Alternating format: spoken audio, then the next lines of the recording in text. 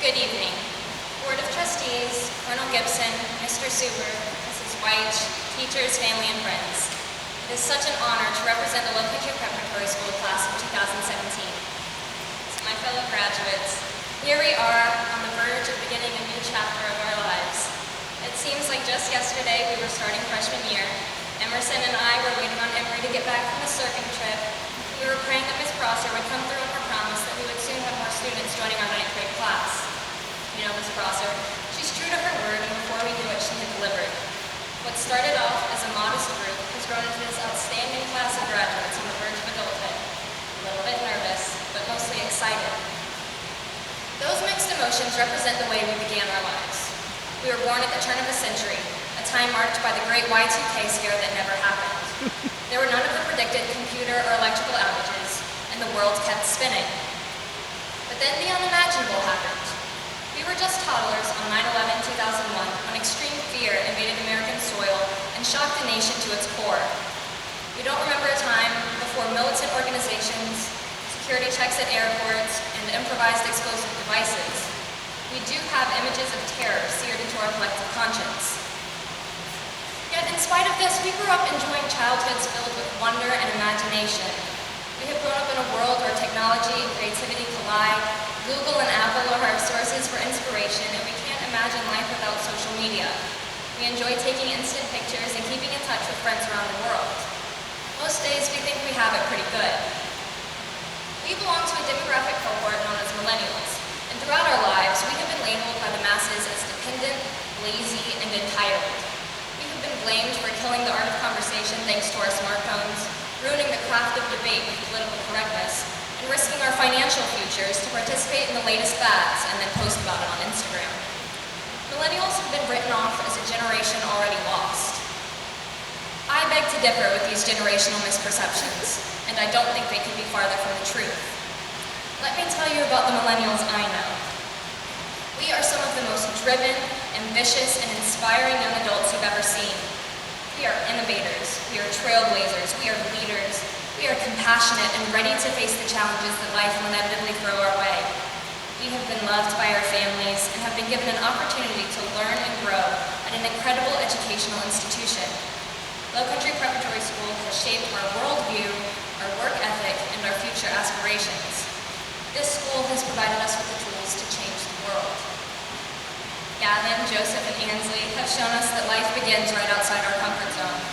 They are world travelers and young diplomats whose spirit of acceptance and appreciation for all proves their bravery and humanity. Bryce and Miles encompass true Southern charm, but they also exemplify courage and resilience. They plan to attend the Citadel, where I'm following in the Colonel's footsteps, where I'm sure they will embody the forest traditions of honor and leadership. Hannah, Emory, and Emerson have shown us that through persistence and perseverance, we can be winners in academics and athletics. Their love of the game and understanding of teamwork illustrate what it is to be a champion. Martha Grace and Haven, these two girls truly have kind souls. Their quiet grace, humility, and gentleness speaks volumes about their character. Their arms are always open and their hearts are always full. Proof that camaraderie and fellowship make the world a happier place. Sophia, Coleman, Sarah, and Josie have taught us how to speak up. Their ability to work alongside teachers, principals, and even the headmaster to bring about school-wide advancement is both admirable and empowering. They have modeled that the power of change lies within us. This group of students has defied the millennial stereotype, though we couldn't have done it on our own. The 21st century raged around us while we found solitude and support at 300 Bluestem Drive. Nestled between the Waccamaw River and the Atlantic Ocean, we were given a second family and a place to grow, where we were able to make mistakes, learn about the world, and also learn about ourselves. Miss Dunlap and Madam Bay opened our eyes to a multitude of languages, cultures, religions, and customs.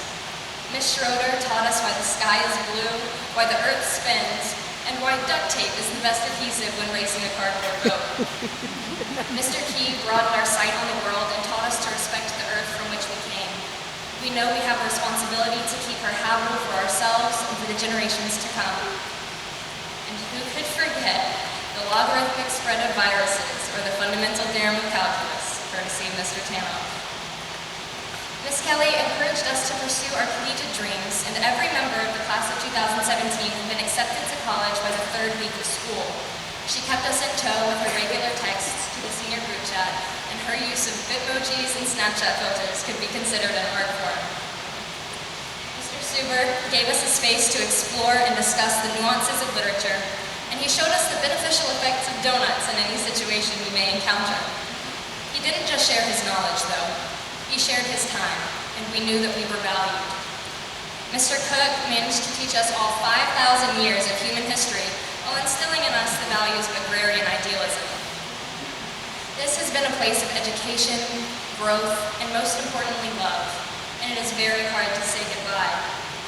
As we leave the familiarity and comfort of Low Country Prep, the class of 2017 must recognize that we have come of age during a tumultuous time. We've watched as Ferguson, Baltimore, and even our own Charleston, South Carolina experience civil unrest, protests, and subsequent trials. Our young minds are filled with worry about the state of our nation and the ability of our political leaders. Fortunately, this group of millennials has been taught that the best way to shape the future is to learn from the past.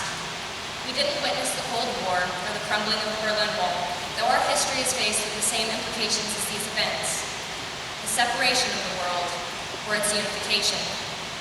We have seen the first Black president elected, we have even seen the first selfie taken on Mars, and we have seen discriminatory laws overturned by the Supreme Court. We know that love is love and cannot be killed or swept aside. We know that greater days lie ahead. Our generation is not hopeless. We are the hope. For each other, for ourselves, and for the future.